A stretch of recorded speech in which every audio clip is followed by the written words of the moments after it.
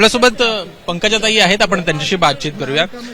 ताई, एकूणच भाजपच्या या सगळ्या विजयाकडे तुम्ही कशा प्रकारे बघता? आहे मराठवाड्यामध्ये प्रचंड आनंदाने बघते, समाधानाने बघते. सगळ्यांनी खूप मेहनत केली, देवेंद्रजींनी खूप चांगलं नियोजन केलं, विचार केला, व्यवस्थित प्लॅनिंग केली, कार्यकर्त्यांनी आपल्या प्रचंड कष्ट केले आणि खूप आनंद वाटतोय आज हा निकाल पाहून.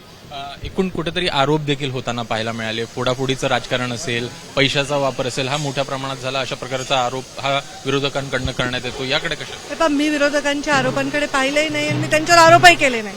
मी माझं पार्टी काय देऊ शकते, आम्ही काय देऊ शकतो, हे सरकार काय देऊ शकतं आणि काय दिलेलं आहे ह्याच्यावर फोकस केलं. म्हणजे हे आरोप आता जनतेने पण नकारले, तसं त्याचा स्पष्ट अर्थ होतो. दुसरीकडे मुंबई महापालिकेमध्ये मराठीचा मुद्दा हा मोठ्या प्रमाणात गाजताना दिसला. दोन्ही ठाकरे बंधू एकत्र आलेत आणि कुठेतरी आकड्यांवरनं ते स्पष्ट होताना दिसतं आहे. ह्याकडे तुम्ही एक मराठवाड्यातल्या नेत्या म्हणा किंवा मग राज्यातल्या नेत्या म्हणून कशा प्रकारे या सगळ्याकडे बघता? मी याच्याकडे काही बघत नाही. मी अलायन्स म्हणून बघते. प्रत्येक पार्टीची एक अलायन्स असते, त्यांनी आपापली अलायन्स बनवली. मी त्याच्याकडे अलायन्स म्हणून बघते आणि ते आमच्या विरोधात निवडणूक लढवत होते, ते त्यांचे विचार मांडत होते, आम्ही आमचा विकास मांडत होतो आणि विकास जिंकलेला आहे. कुठेतरी ठाकरेंना नाकारलं असं म्हणा? मी याच्याकडे अशा अँगलनी पाहतच नाही. आम्हाला स्वीकारलं असं म्हणता येईल.